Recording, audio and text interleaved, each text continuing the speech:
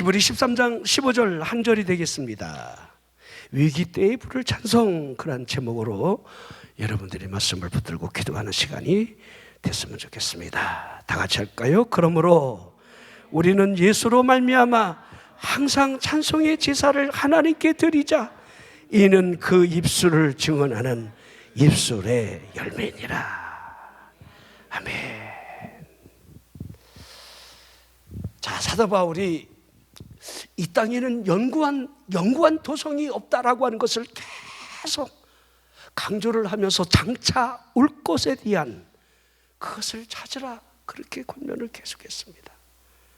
자, 장차 올 것에 대하여 찾는 그 길은 이 땅에서 우리가 해야 할 일이라 해야 합니다. 제사로 하나님께 나아갔던 그 모든 일들은 이제 예수로 말미암아 우리가 해야 할 일은 항상 하나님 앞에 찬송의 제사를 드리라 하고 있는 겁니다. 이것만이 우리의 삶을 통해서 입술로 증언할 수 있는 열매가 된다는 것이지요. 자, 그리고 행함으로 드리는 제사라고 할 수 있는 그 제사가 선을 행하는 데 있다, 이렇게 말을 하고 있습니다. 선을 행하는 구체적인 행위. 자, 어렵지 않아요. 나눠주는 것이다, 이렇게 하고 있습니다. 자, 이것은 우리가 영문 밖으로 나갈 때에 해야 할 두 가지의 그 제사임을 명백하게 우리에게 히브리 13장에서 보여주고 가르쳐주고 있는 거예요. 히브리 13장 16절에 오직 선을 행함과 서로 나누어 주기를 잊지 말라. 하나님은 이 같은 제사를 기뻐하신다. 자, 본문은 첫 번째 제사지요. 찬송의 제사. 두 번째는 나누어 주는 제사, 선을 행하는 제사. 자, 이 제사가 항상 하나님 앞에 드려질 것을 우리에게 교훈을 주고 있는 겁니다. 자, 그러면 제일 먼저 우리가 하나님을 항상 찬송해야 하겠습니다. 예수 그리스도로 말미암아 항상 하나님 앞에 찬송의 제사를 올려드리라 하고 있는 거지요. 제단에서 죄를 위한 짐승의 피를 대제사장이 가지고 성소에 드리가 뿌리고 난 다음에 그 짐승의 육체가 영문 밖에 불사라졌다는 사실을 우리는 알고 있습니다.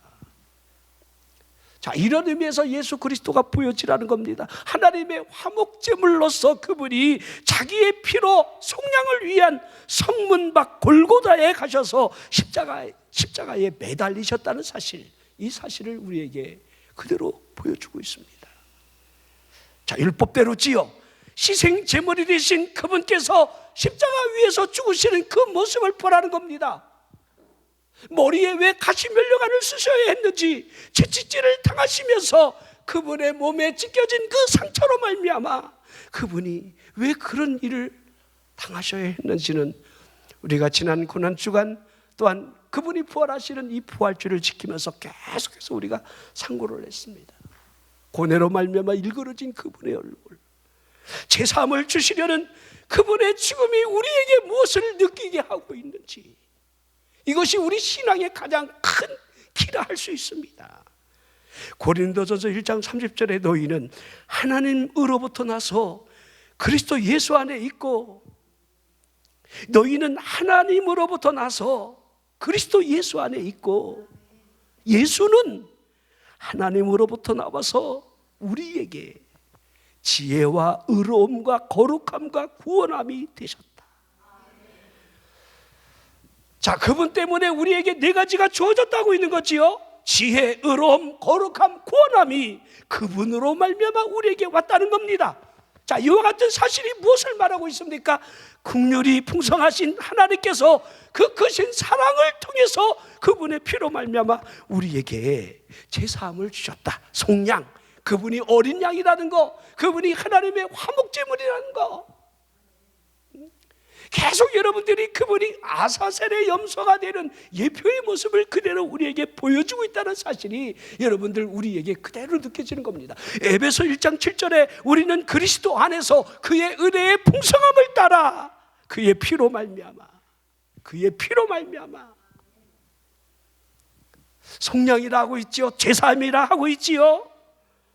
그분의 피로 말미암아 우리는 죄의 씻음을 받고, 그분을 믿음으로 말미암아 우리는 하나님의 자녀가 된 겁니다. 우리가 십자가를 바라보며 사랑이 우리 가슴을 요동칠 때에 어찌 그분을 찬양 아니할 수가 있겠습니까? 그분이 날 이렇게 사랑하시는데, 그 하나님의 그 큰 사랑이 우리에게 이렇게 임하고 있는데 어찌 그 하나님을 경배 아니할 수가 있겠습니까? 성취된 대속을 좀 바라보라 이 말입니다. 사함받은 죄에 대한 것이 여러분 어찌 잊을 수가 있겠습니까? 이루어진 구원을 보십시오. 사라진 죽음, 소멸된 죽음. 여러분들 이 모든 것들을 여러분들이 볼 수 있으라는 겁니다. 고린도후서 5장 10절에 이는 우리가 다 반드시 그리스도의 심판대 앞에 나타나게 되어 각각 선악간에 그 몸으로 행한 것을 따라 받으려 합니다. 자, 반드시 한번 죽는 것은 사람에게 정한 이치가 되고 그 위에 심판이 있을 것을 말씀하고 있는데, 그 심판대 앞에 우리가 서서 그분의 피가 아니라고 한다면 어찌 우리가 여러분 죽음의 그 문을 여러분들 통과할 수가 있겠습니까? 그 믿음이 주는 그 은혜. 여러분, 출애굽을 위한 이 유월절은 구원을 우리에게 명확하게 그대로 보여주고 있습니다. 그 피, 그 대속을 보라 하고 있습니다. 그 피를 보고 죽음의 천사가 넘어간다, 패스오버, 유월한다는 거죠. 이게 유월절입니다. 이 유월절이 우리에게 가져다 주는 것은 그분의 피, 그분의 피 때문에 우리가 속량함, 제사함을 얻어 사망을 이길 수 있다는 사실을 우리에게 보여주는 겁니다. 우리 예수님께서 직접 증언하신 그 말씀을 여러분들이 잘 알고 있으리라고 저는 확신합니다. 내가 진실로 진실로 너희에게 이르노니 내 말을 듣고 내 말을 들으라는 거예요. 그분이 영생을 주시려 오셨다는 사실을 얼마나 말씀하셨습니까?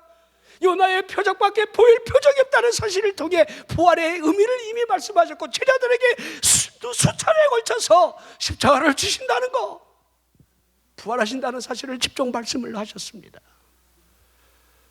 아예 팔자가 너라고까지 하는데도 여러분 회개의 기회를 놓치는 불쌍한 가련한 영혼들도 우리는 눈에 보고 있습니다.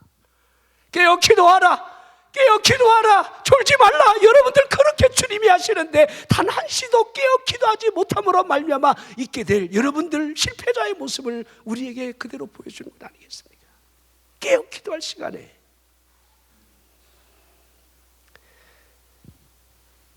내 말을 듣고 또 나 보내신 이를 믿는 자는 영생을 얻었고, 영생이지요. 심판에 이르지 아니하나니 심판이 있지요. 사망에서 생명으로 옮겼다. 아예 여러분들 옮겨진 과거 완료형의 말씀으로 우리에게 사망이 우리에게 이제는 존재하지 않는 생명이 주어졌다는 사실을 말씀을 하고 있습니다. 자, 이와 같은 은혜의 기름을 부으신 이가 누굴까요? 하나님이시라는 거예요. 자, 인을 친 거지요. 이 인침에 대한 보증으로 우리에게 보혜사 성령을 보내주신 겁니다. 그러기에 여러분들 십자가와 부활 다음에 승천하신 그분이 우리에게 주실 것은 보혜사 성령. 그러기에 성령 받으라. 성령을 받아야 할 이유, 성령을 주시는 그 여러분들 그분의 마음을 우리는 계속해서 여러분들 가슴에 담아야 돼요. 부활신앙으로 끝나는 게 아니에요. 오순절 신앙이 우리 가슴에서 불타올라야 합니다. 사도행전에 기록된 모든 여러분 역사들을 보십시오. 성령 하나님이 이끌어 가시는 그 행적들이 기록이 되어 있는 글이 사도행전이에요. 제자들의 능력이 그대로 드러나 보이는 행적이 아니라 성령 하나님이 이끄시는 대로 성령 하나님의 기적이 그들과 함께 했음을 보여주는 그 글들이 사도행전이라 이 말입니다. 고린도후서 1장 22절에 보니 그가 또한 우리에게 인치시고 보증으로 우리 마음에 성령을 주셨다 하고 있습니다. 자, 이와 같은 일들이 이미 체험적으로 하시는 분들은 알고 있습니다. 예수 그리스도의 보배로운 피가 우리 마음속에 적셔짐으로 말미암아 하나님 앞에 나가는 그 일이 결코 두렵지 않다는 사실을 이미 아는 사람들이 있습니다. 지존자의 무한하신 거룩 앞에 서서 여러분들 우리가 무엇을 해야 할까? 라고 하는 그 존재의 의미를 알고 있는 사람들이 분명히 있습니다. 그러게 오늘 본문에 우리에게 주신 이 말씀이 우리에게 여러분 교훈을 주고 있는 겁니다. 그러므로 우리는 예수로 말미암아 항상 찬송의 제사를 하나님께 드리자. 할렐루야. 자, 영문 밖에 나간 그리스도인들이 해야 할 일, 제일 먼저 찬송의 제사라는 겁니다. 자, 이사야 43장 21절에 이 백성은 내가 나를 위하여 지었나니 나를 찬송하게 하려 함이니라. 하나님이 우리로 하여금 찬양으로 영광을 받으시려는 의미가 있는데 여러분들은 하나님의 영광을 돌릴 마음이 없는 거예요. 찬양의 입을 닫는 거예요. 여러분의 입을 닫으면 안 돼요. 찬양의 입술이 활짝 열려지기를 주의 이름으로 축원합니다. 계시록 19장 5절에 보좌에서 음성이 나서 이르시되 하나님의 종들 곧 그를 경외하는 너희들아 작은 자나 큰 자나 다 우리 하나님께 찬송하라 하더라.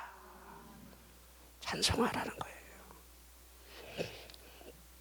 자, 이스라엘 왕 이 아합이나 유다 왕 이 여호사밧이 사돈 관계에 있었기 때문에 연합을 하여 아람과의 싸움을 여러분들 하게 만드는 그 이유가, 그 배경이 하나님이 아합을 죽이려는 계획을 갖고 있기 때문이에요.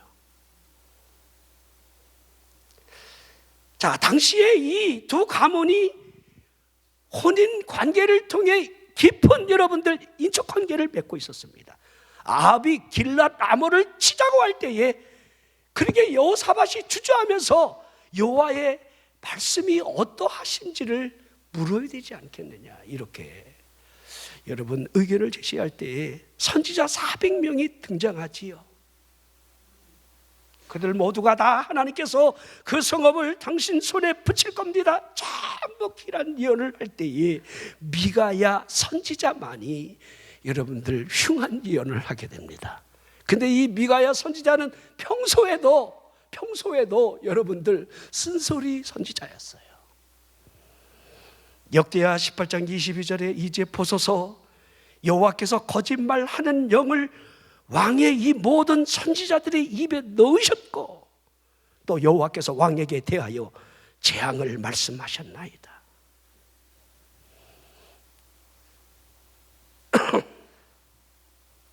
자, 이 거짓말하는 영이 보여져야 돼요.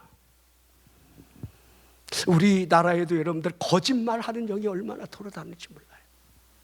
우리 교회에도 여러분 거짓말하는 영들이 있어요. 아합이 이 미가야를 옥에 가둘 것을 명하고 내가 평안히 전쟁터에서 돌아올 때까지 고난의 떡을 먹이고 고난의 물을 마시게 하라, 이렇게 그를 감옥에 집어넣게 되지요. 아합이 전쟁터에 나갈 때에 여호사밧과 같이 연합하여 싸움을 나가면서 얼마나 여러분들 이 잔머리 지수가 높은지, 왕복을 자신이 입으면 자신이 타겟팅 될 것을 두려워하여 자신은 변장을 하고 전쟁터로 들어가면서 아람 왕이 병거의 모든 지휘관들을 향해 이미 명령을 내리고는 왕복을 입지 않는 자들을 공격하지 말고 오로지 왕복 입은 자를 공격하라, 그렇게 이미 명령을 내렸습니다. 이게 여호사밧이 싸우러 나갈 때 모든 자신이 타겟팅이 되어서 그 위기 가운데 소리를 지르며 그때 여호와께서 그를 도왔고 위기로부터 벗어나게 해주셨는데, 변장을 한 이 아합은 아람 병사 중 어떤 한 사람이 무심코 쏜 이 화살에 의하여 갑옷 솔기를 뚫고 들어가 저녁에 사망하는 일이 생긴 거예요. 우연히 쏜 화살.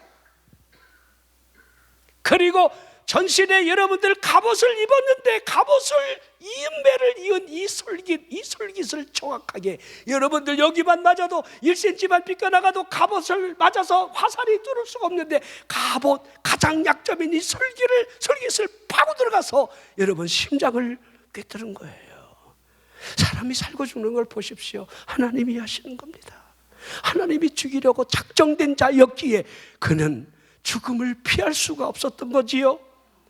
자, 그 후에 모압 자손, 암몬 자손, 마흔 사람들이 연합하여 다시 유다를 치러 올라오게 됩니다. 이때 이 여호사밧은 여호와께 낯을 향하였고 간구하며 온 유다 백성들로 하여금 금식을 선포를 하게 합니다. 유다 사람들이 여호와께 도움을 구하기 위해 유다 모든 성읍에서 모여 여호와 앞에 기도를 시작을 합니다. 여호사밧이 여호와의 전 셋들 앞에서 유다와 예루살렘에 모인 백성들 앞에 기도를 합니다. 그가 성전 앞에서 기도하는 것, 그 기도하는 것은 하나님께서 약속하신 그 약속을 믿는 믿음이 있었기 때문이지요. 역대하 20장 9절을 볼까요? 만일 재앙이나 난리나 견책이나 전염병이나 기근이 우리에게 임하면 주의 이름이 이 성전에 있으리 우리가 이 성전 앞과 주 앞에 서서 이 환난 가운데서 주께 부르짖은 즉 들으시고 구원하시리라 하셨나이다. 하나님이 이렇게 말씀하셨나이다.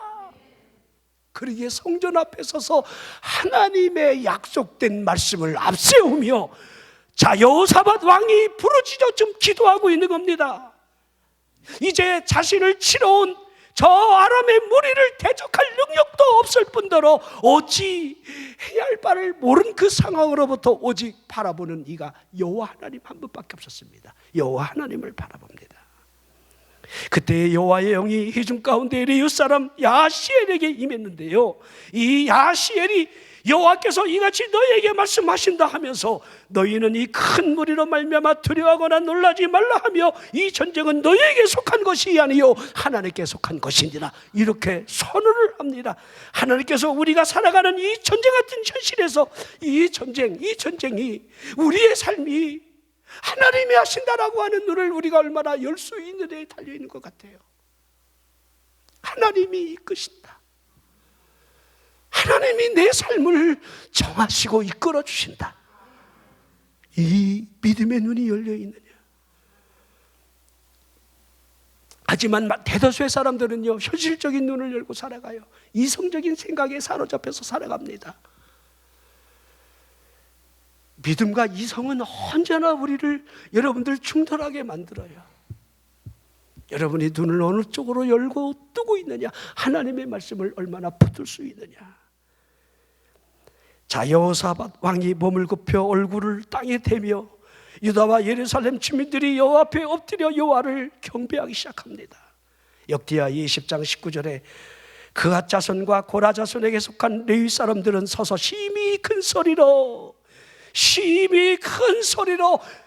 이스라엘 하나님 여호와를 찬송하니라. 자, 이제 그들이 이 전쟁터 앞에서 해야 했던 일들이 기록이 되어 있습니다. 노래하는 자들을 택했고 거룩한 예복을 입히며 군대 앞에서 여호와를 찬송하게 했다는 겁니다. 그 노래와 찬송이 시작될 때에 여호와께로부터 복병을 두어 그들을 치기 시작했다고 있는 겁니다. 그러니까 여호사밧은 전쟁을 찬송으로 승리를 했다는 것을 보여주는 거예요. 찬송으로 전쟁을 했다는 거예요. 여러분이 삶이 힘겨울 때 찬송이 여러분의 무기가 됐으면 좋겠습니다. 아무리 힘들고 어려울 때마다 하나님을 바라보며 이 찬송을 통해서 어려움이 넘어간다, 어려움이 물러간다라고 하는, 하나님이 대신 싸우신다, 하나님이 해결하신다라고 하는 이 찬송이 입술로부터 여러분 흘러나기를 주 이름으로 축원합니다. 자, 사람이 힘겨울 때는요, 찬송이 솔직히 하기 어려워요. 이거 굉장히 큰 믿음이에요. 여러분이 신앙생활 잘하는 사람은요, 그냥 얼굴에 그냥 쓰여 있어요. 신앙생활하는 사람은 기도하는 사람이에요. 기도하는 사람에게는 그 얼굴에 여러분들 기쁨이 흘러요. 기쁨이 두려움을 삼키고 있는 거예요. 기쁨이 흐르는 사람만이 하나님 앞에 감사 찬송을 드릴 수 있는 거예요. 하나님이 이 모든 것들을 이기게 하신다라고 하는 믿음 앞에 서서 하나님 앞에 올려지는 것이 찬송이라는 거 알기 때문이죠. 한번 여러분들 한 주간 뒤돌아보면서 여러분들은 찬양을 얼마나 하면서 살았습니까? 찬양이 얼마나 여러분의 삶을 주장하고 흐르게 하고 있습니까? 자, 사무엘상 16장에 보면 여호와의 영이 사울에게서 떠날 때에 그에게 주어지는 것은 악령밖에 없었지요. 이 악령 때문에 사울이 심히 번뇌하며 고통을 겪게 되는데요, 여호와의 영이 떠난 삼손이 그저 평범한 한 사람이 된 것처럼 하나님의 은혜가 떠난 심령, 하나님의 성령의 역사가 나타나지 않는 심령은 여러분 이와 같은 일이 분명히 일어날 겁니다. 그때 누가 오지요? 누구를 추천하게 되지요? 성령이 충만한 하나님이 함께하는 사람, 다윗이 들어와 수금을 탈 때에 악령이 떠났다, 이렇게 기록이 되어 있습니다.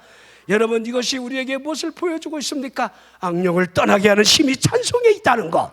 여러분, 찬양할 때 악령은 떠나가게 돼 있어요.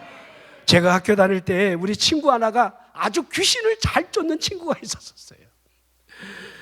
여러분들 그 당시 베레아도 있었지만은 그 친구는 그런 베레아를 배워서 하는 게 아니라 그 사람은 체험적으로 성령을 받고 하나님의 일을 하면서 귀신 들린 사람들을 찾아가면 그 축사라고 지금 우리가 표현하지만은 귀신을 쫓는 방법을 이미 터득을 하고 있었던 거예요.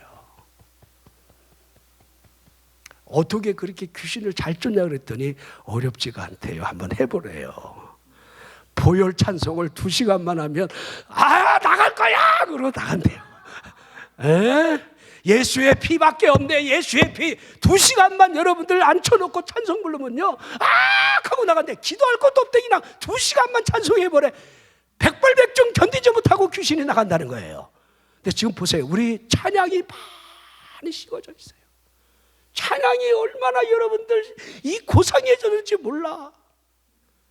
그게 정말 찬양일까 아닐까 헷갈릴 정도로 정말 사람의 마음에 위로를 주는, 스스로 위안을 얻으려고 하는 복음성가라고 하는 탈을 쓰고 여러분들 하나님을 경배하는 힘을 잃은 그 모습들이 있는데, 실은요 그 피에 능력이 있는 거예요.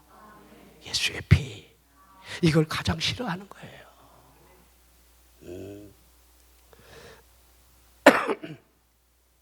우리 여러분들 사도 바울과 신라가 빌립보 감옥에서 심한 매질을 당한 채로 갇혀 있었다는 것을 우리는 알고 있습니다. 그렇지요?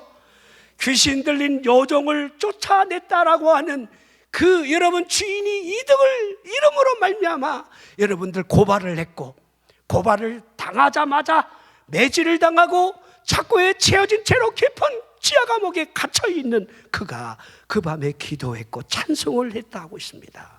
이게 사도행전 16장 25절에 보니 한밤중에 바울과 신라가 기도하고 하나님을 찬송하며 죄수들이 듣더라. 거기 죄수들이 많았던 것 같아요. 감방 동기들이 많은 것 같은데, 그런데 여러분 어떻게 감옥의 간수들은 못 듣고 있지요? 깊이 잠들어 있었던 거예요. 낮에 피곤했겠지요. 신문하지, 매질하지, 막 이렇게 깊은 밤중에 기도하고 찬송하고 있는 그 소리를 죄수들이 듣더라. 제가 여러분 죄수들이 듣더라는 말의 의미가 무엇일까? 그 뒤에 말씀이 연결이 돼 있어요. 옥문이 열리고 착고가 풀어질 때 죄수들 모두가 동시에 여러분들 착고가 풀어져요. 듣는 사람들에게.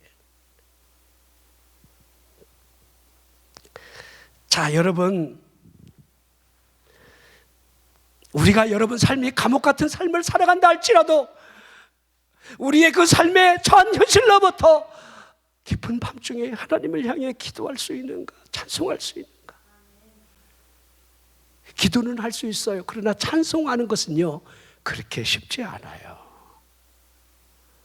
우리는 기도는 잘하는데 찬송에는 우리가 참 습관적으로 안 돼 있어요. 제가 그렇게 찬송할 때 한번 두 손 들고 한번 해보자 그렇게 강조해도 이 두 손 들기가요 지구를 들어 올리는 것보다 솔직히 더 어려운 행위예요. 이거 그냥 올려지는 게 아니에요. 한번 들어 올려 봐봐. 여러분이 손을 들고 손뼉을 치면서 일어나 춤을 추면서 하나님을 여러분들 경배하는 이 찬양의 행위가 하나님이 보실 때에, 하나님이 분명히 보시는데 하나님이 무엇을 기뻐하겠습니까? 그분이 우리 중심을 모르시겠습니까? 다윗이 하나님을, 법궤가 들어오는 다윗성에서 여러분들 벌거벗은 채로 여러분들 기쁨으로 찬양하는 이 찬양의 모습을 창문에서 비웃는 그 미갈의 태문이 닫힌다는 사실이 무엇을 우리에게 보여주고 있습니까? 하나님이 보신다는 거예요.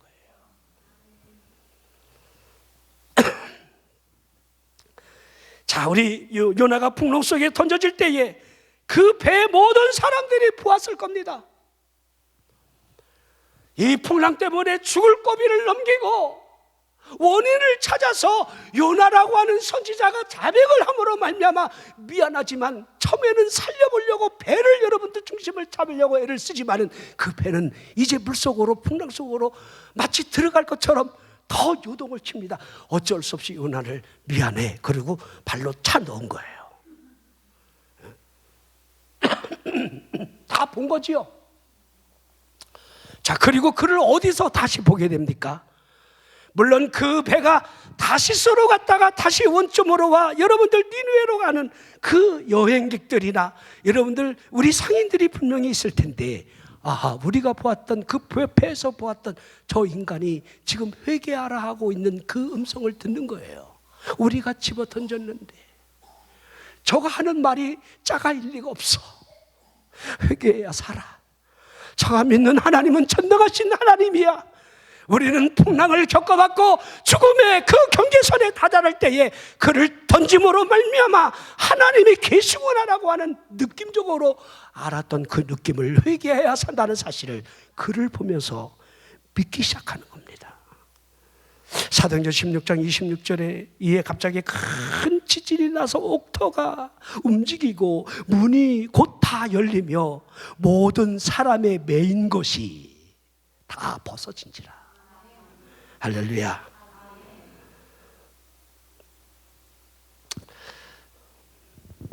자, 다윗은요 솔로몬으로 왕을 삼고 난 이후에 레위 사람 중에 30세 이상의 남자 수를 계수를 하라 하는데요 38,000명을 계수하게 됩니다.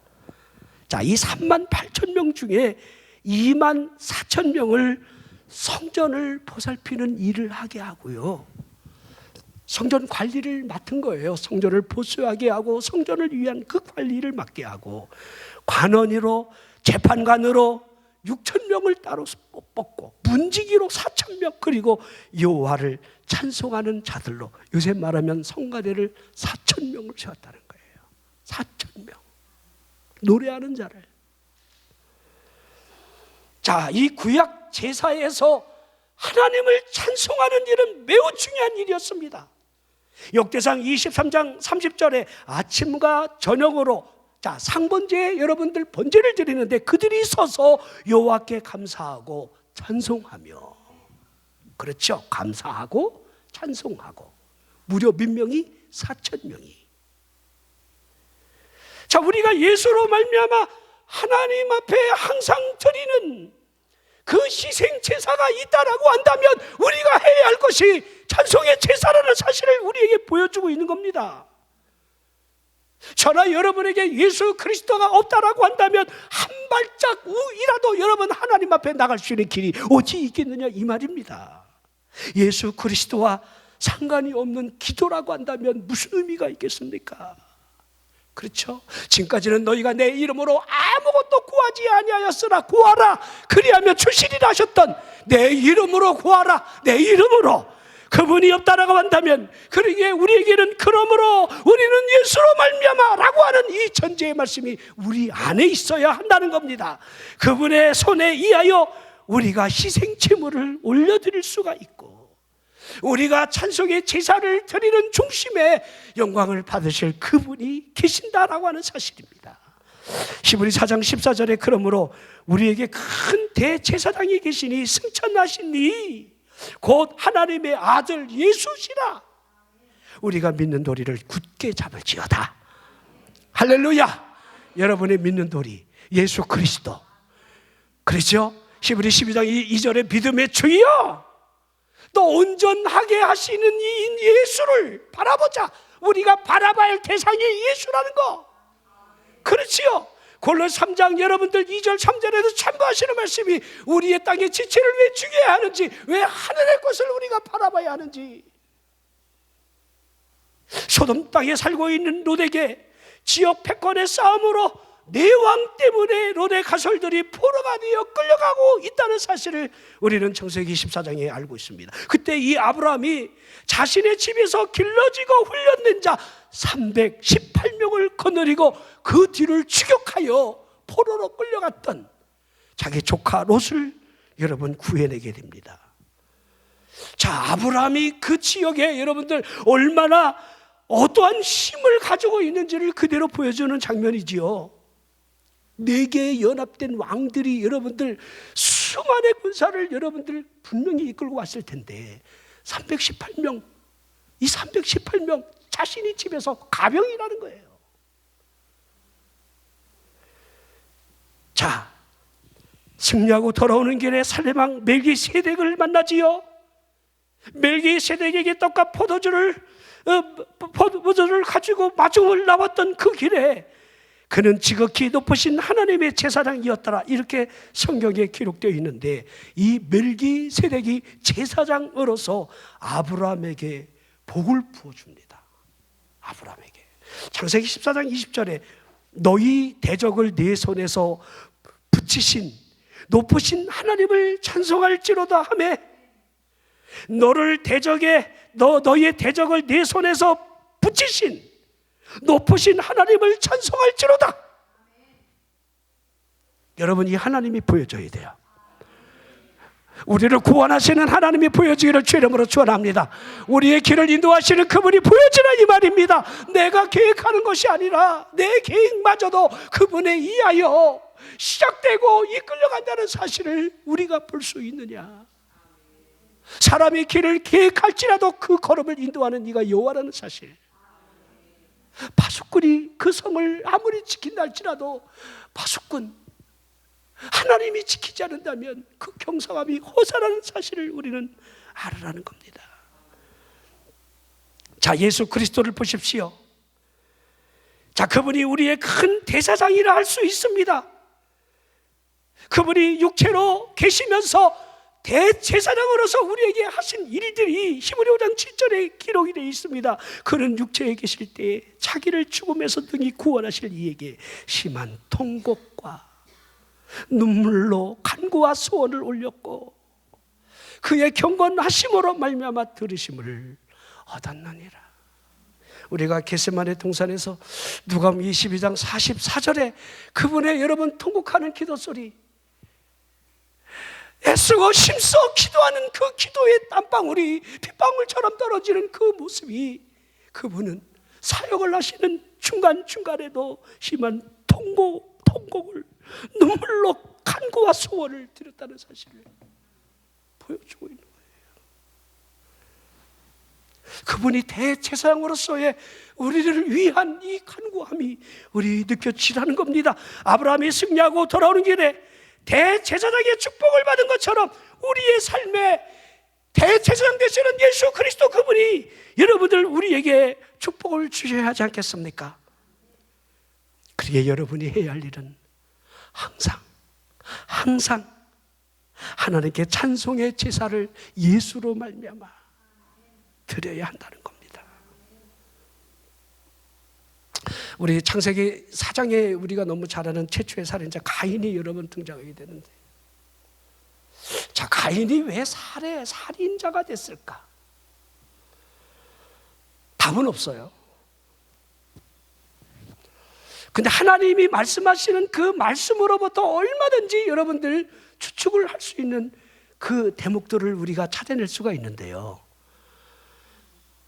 자, 죄가 우리 문 앞에 엎드려져 있을 수 있지만 죄를 다스리라 하나님이 그렇게 하시는 것 보니까 우리 앞에는 늘 시험이 있고 죄질 여러분들 환경이 열려 있지만은 그 죄는 우리가 수용하는 것이 아니라 그 죄는 우리가 다스려야 한다는 거예요. 그러면 죄를 다스리는 이 방법으로 가인의 마음속에 우리가 들어가 본다면 하나님 앞에 감사하는 찬양이 있었을까? 저는 없다고 생각이 되어집니다. 다시 말할까요? 삶의 찬송의 제사가 없는 이 가인에게 그의 얼굴 낯빛이 어두운 그 자체라 해야 할 겁니다. 그러므로 우리는 예수로 말미암아 항상 찬송의 제사를 드리자. 이것이 있느냐에 여러분 우리 삶에 여러분 승패가 달려 있어요. 저는 우리 교인들을 바라보면서 늘 그런 생각을 해요. 아무리 힘들고 어려운 환경에 있다 할지라도 저는 그 사람이 심한 환경의 어려움 때문에 무너진다 이렇게 생각해 본 적이 없어요. 다만 저 사람에게 기도가 없다, 저 사람에게 하나님을 향한 기쁨이 사라지고 감사가 사라진다, 반드시 넘어집니다. 뒤를 볼 것도 없어요. 그 다음이 없어요. 왜? 하나님의 연결고리가 끊어졌기 때문에. 하지만 아무리 힘들고 어려운데 주하고 하나님만 의지합니다. 걱정할 거 없어. 하나님 날 거 없어. 저 사람 반드시 살아나. 하나님 반드시 피할 길을 주셔. 저가 하나님 복 주신다니까. 그러나 조는 사람, 기쁨이 사라진 사람, 기도가 끊어진 심령, 미래를 내다볼 수가 없는 거예요. 두려운 거예요. 자, 항상이라는 말을 쓰고 있습니다. 이 말을 잘 주목해 봐야 돼요. 항상이라는 말은 쉬지 말고라는 말과 일맥상통한다 할 수 있지요. 자, 왜 쉬지 말고 기도하라 했겠습니까? 데살로니가전서 5장 16절, 17절, 18절 하나님의 뜻이니라. 항상 기뻐하라. 쉬지 말고 기도하라. 범사에 감사하라. 이는 그리스도 예수 안에서 너희를 향하신 하나님의 뜻, 하나님의 뜻이니라. 자, 항상 쉬지 말고 기도하라. 항상 기뻐하라. 너무 어렵다. 다시 생각해 보니까 어렵다. 있죠? 예배 시간에 항상 조는 사람은 항상 조는데 항상 기뻐하라?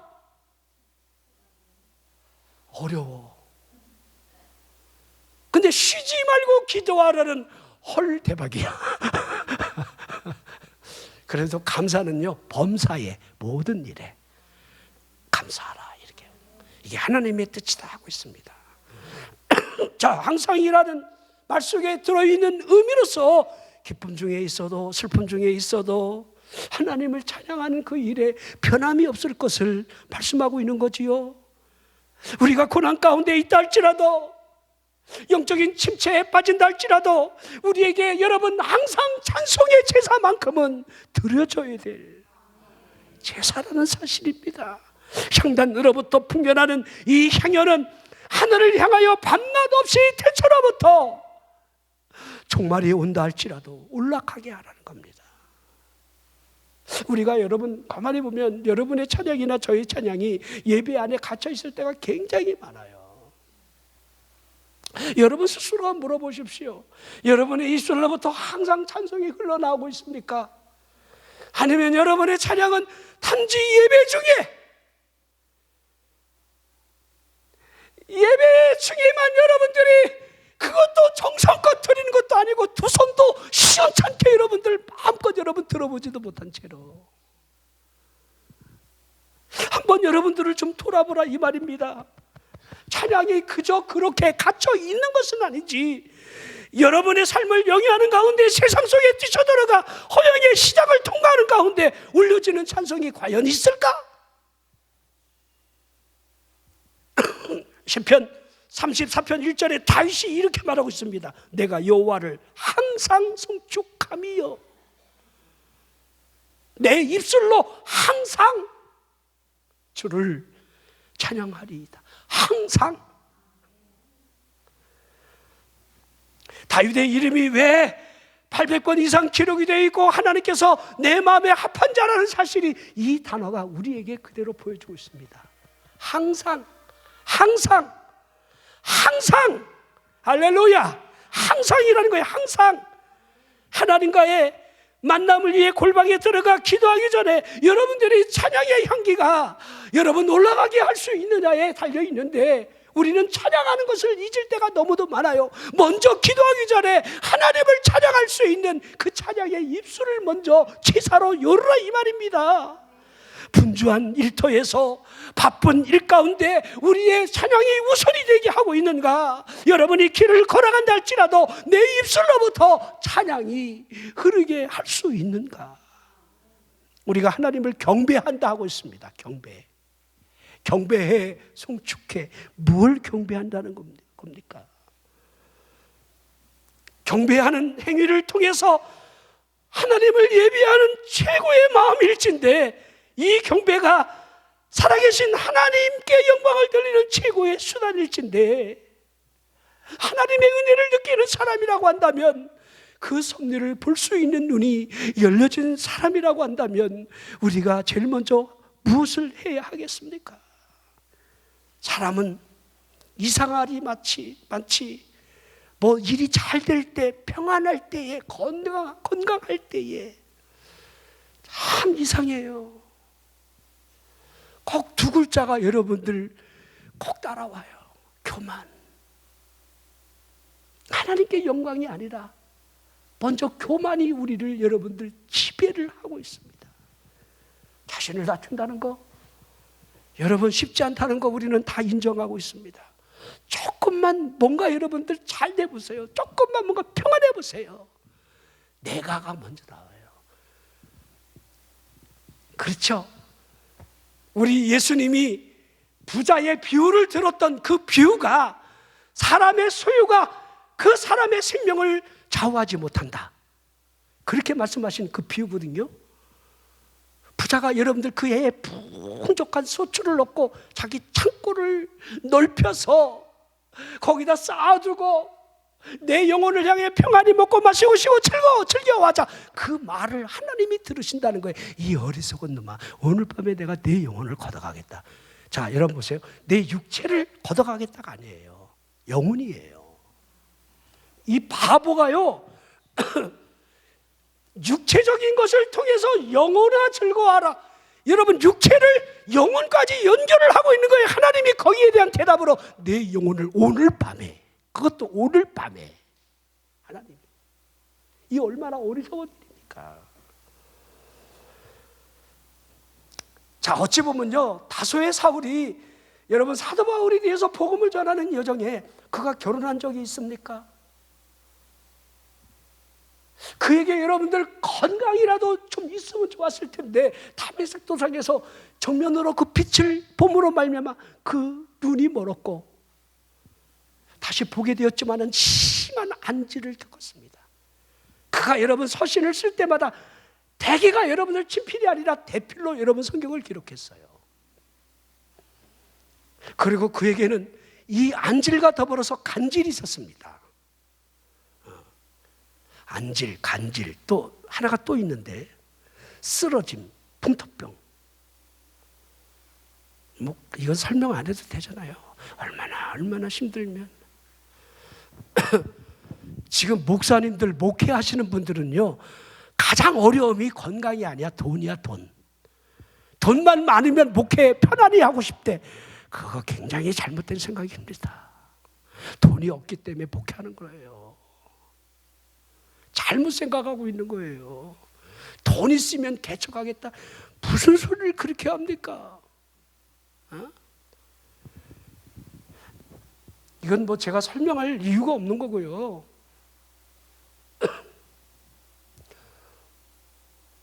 그러니까 다소의 사울을 보면 너무 안타까워. 자신에게 있는 육체의 가시가 자신을 쿡쿡 찌를 때마다 얼마나 힘들면, 하나님 내가 뭐 기도한 적이 있습니까? 뭘 바란 적이 있습니까? 3번씩 나가서 이 육체의 가시, 이 쿡쿡 찌르는 이 고통으로부터 벗어나게 해달라고 그렇게 기도를 하는데, 하나님이 그러는 거예요. 내 은혜가 내게 족하도다. 그것이 있는 것이 너를 너되게 하는 거다. 쿡쿡 찌르니까요, 나를 보는 거예요. 나는 아무것도 아니라는 걸 보는 거예요. 여러분 삶에 하나님이 뭔가 쿡쿡 찌르는 사람들 있죠? 그거 다 이유가 있어요. 쿡쿡 찔러요. 나를 나대게 하려고, 나를 제대로 보게 하려고, 내게 머물고 있는 하나님의 은혜가 어떠한 은혜라는 사실을 알려주는 하나의 사인입니다. 자, 여러분, 항상 하나님을 찬송 드린다는 이 사실, 믿음의 행위라 해야 하겠지요. 하나님을 의지합니다. 하나님께 모든 것을 맡깁니다. 여기 있겠지요. 시편 43편 4절에 다윗이 하는 고백을 다시 들어볼까요? 그러죠. 내가 하나님의 제단에 나아가 나의 큰 기쁨에 하나님께 이르리이다. 하나님이여, 나의 하나님이여, 내가 수금으로 주를 찬양하리이다. 다윗의 여러분 행위된 모습이 항상 하나님을 기쁘게 하드리는, 하나님을 찬양하는 행위로 그 슬픔을 기쁨으로 바꿔 나갔다는 거예요. 여러분이 찬양하는 순간에 슬픔은 기쁨으로 바뀔 겁니다. 여러분이 찬양하는 순간에 귀신의 역사를 따라갈 겁니다. 여러분이 찬양하는 순간에 그 찬양을 통해서 여러분들은 기적 앞에 서게 될 겁니다. 힘겨운 삶으로 짓눌린 어깨를 펴게 하는 힘은 찬양에 있습니다. 번뇌로 말미암아 악령의 장난질로부터 벗어나는 유일한 길이 있다라고 한다면 하나님께 나아가 찬양하는 이 찬양 안에 있다는 겁니다. 하나님을 믿고 하나님을 알고 하나님의 사랑을 맛보고 살아가는 사람이 맞다라고 한다면 기도의 두 무릎이 꿇어져 있는 것은 분명한 사실이고, 하늘을 향해 항상 이 찬송의 제사가 여러분 올라가게 해야 한다는 거예요.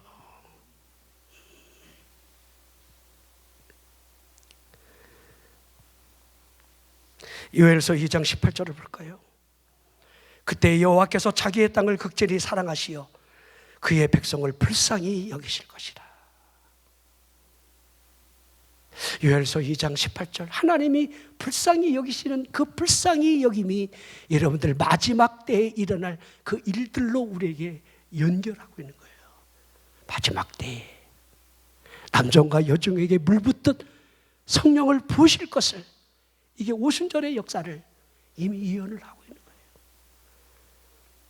자, 갈라디아 4장 6절 우리가 잘 아는 말씀이죠. 너희가 아들임으로, 이 아들됨의 축복으로 말미암아 그 아들의 영을 우리 마음 가운데 부으실 것이요, 부어진 심령이 눈을 열어 하나님이 내 아빠 아버지라는 사실이 보여진다는 거지요. 그러기에 여러분들 그 입술로부터 그 부르짖음이 시작된다는 겁니다. 하나님 아버지, 하나님 아버지.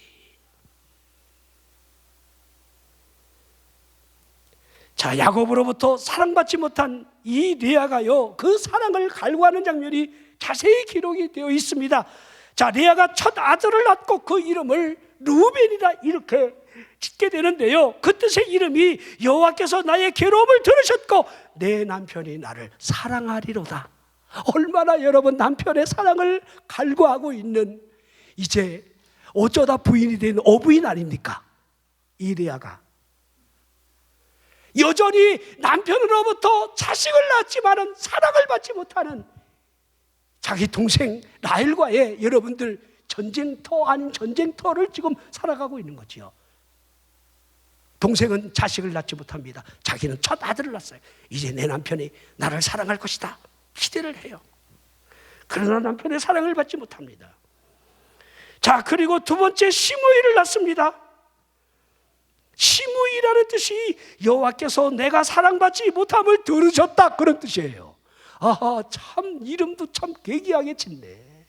얼마나 여러분들 자신의 여러분 본성에 따라서 자신의 형편과 처지를 하나님께 아뢰는 이름들을 지금 르우벤, 시므이, 세 번째가 레위입니다. 레위라는 뜻이 뭐냐면 내가 세 아들을 낳았으니 내 남편이 지금부터 나와 연합하리로다. 연합이라는 뜻이에요. 이게 얼마나 기구합니까? 네 번째 아들이 유다입니다. 근데 유다를 낳고는요, 유대의 이름이 뭔지 아세요? 내가 이제는 여호와를 찬송하리로다. 할렐루야. 따라서요. 내가 이제는 여호와를 찬송하리로다. 아멘. 다시 말할까요? 넷째 아들을 낳고 깨달은 것이 있었다는 거예요. 이제 깨닫기 시작한 거예요. 뭘 깨달은 거지요? 자신의 삶의 목적이 남편이 아니라는 거예요. 이제 이걸 깨닫는 거예요. 자, 내가 이제 하나님을 찬송할 겁니다. 레아가 이제 네 번째 아들을 낳고 하나님을 가슴에 품었다는 거예요. 여러분, 우리가 무엇을 지금 낳고 있습니까? 우리가 무엇을 여러분들 우리 가슴에 품고 있으며 무엇을 낳느냐 이 말이에요. 유다를 낳고 있습니까? 아니면 아직까지 레위입니까? 시므입니까? 르벤입니까? 자, 우리가 본문에 읽은 말씀 그대로 우리는 예수로 말미암아 항상 찬송의 제사를 하나님께 드리자라고 하는 말씀이 가슴에 새겨지라 이 말입니다. 찬송의 제사를 드리는 이 행위에 대하여 그 이름을 증언하는 입술의 열매라 하고 있는 것을 다시 주목해 보시라는 겁니다. 그 이름을 증언하는 입술의 열매. 아하. 자, 찬양은 입술로 하는 것이 분명히 맞습니다. 찬양을 소리내지 아니하고 묵상으로 할 수는 없는 것 아닙니까? 기도할 때에 응답을 구하는 간절한 토하는 그 소리가 있다면 찬양하는 것 또한 하나님의 입술로 높이 여러분들 높이는 그 행위와 결코 다르지 않습니다. 여러분, 하나님을 찬양하는 찬양 소리 여러분 스스로가 여러분들 들을 수 있을 겁니다. 여러분의 찬양 소리를 여러분이 들어보세요. 여러분이 찬양하는데 여러분 스스로가 감동이 없는데 하나님이 감동하실 리가 있겠습니까? 에? 여러분이 찬양하는 찬양을 여러분들이 스스로 좀 구분해보라 이 말입니다. 여러분이 하나님을 향하여 하는 찬양을 하나님이 보실 때, 아니 여러분이 보라는 거예요. 여러분이 보더라도 하나님이 기뻐할 만한 찬양인가 스스로 물어보라는 겁니다. 응?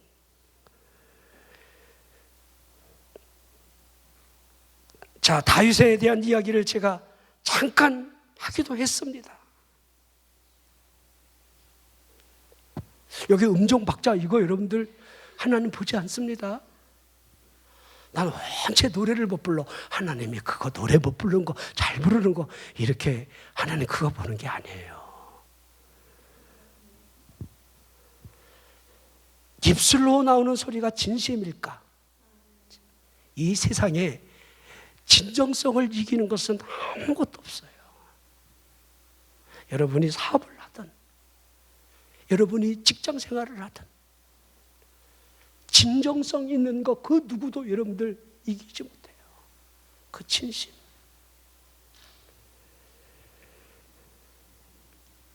그 이름을 증언한다 하고 있는데 여러분이 만나는 사람을 통해서 그 이름을 증언할 수 있는 입술의 열매, 이 열매가 한마디로 말하면 전도하느냐에 달려있는 거지요. 여러분 솔직히 얼마나 전도하고 있습니까? 전도하는 사람이라고 한다면 여러분들 다 마음의 평안이 있겠지만은 전도하지 않는 사람이라고 한다면 다시 한번 오늘 이 말씀을 가슴에 새겨봤으면 좋겠습니다. 내게 주신 그 하나님의 은혜를 우리가 얼마나 여러분들 말을 해야겠습니까? 내가 체험한 하나님의 복주심에 대하여 우리가 말을 해야 하는 것은 당연하다 해야 합니다. 시편 145편 7절 그들이 주의 크신 은혜를 기념하여 말하며 주의 의를 노래하리이다. 말한다는 거지요. 말하며. 시편 107편 8절에 여호와의 인자하심과 인생에게 행하신 기적으로 말미암아 그를 찬송할지어다. 할렐루야.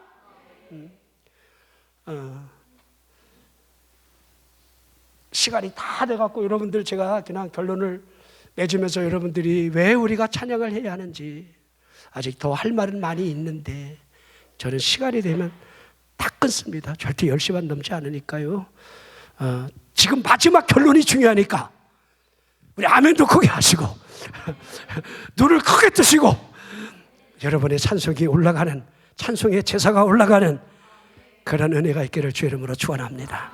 이거 다 제가 가인교파 이야기도 해야 되고 마가음 여러분 5장에 거라사인이 광인 얘기도 좀 해야 되고 그러는데, 주님이 우리에게 요구하시는 거, 우리에게 요구하시는 거 영혼 구원에 있습니다.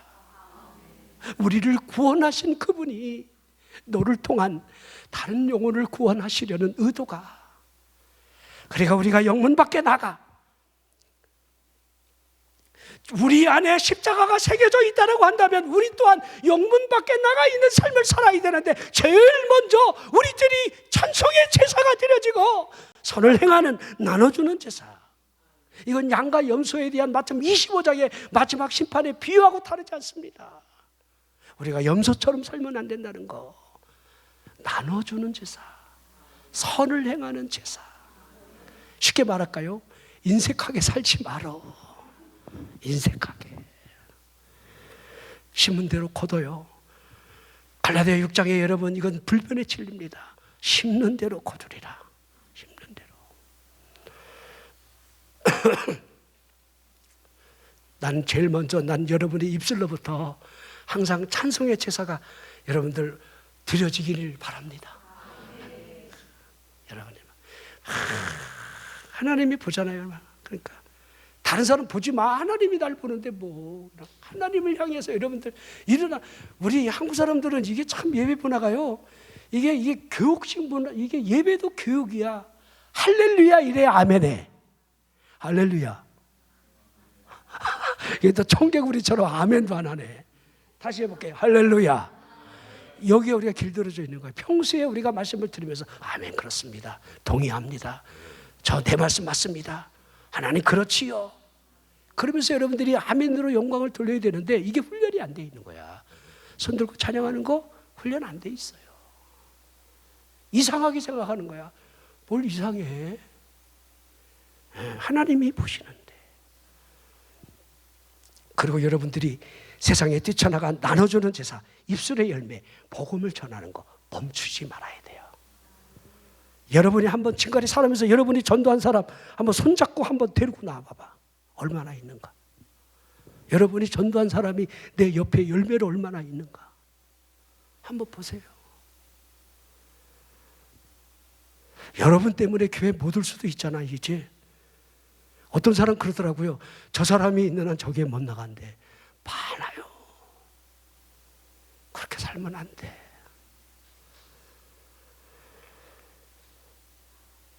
착하게 삽시다.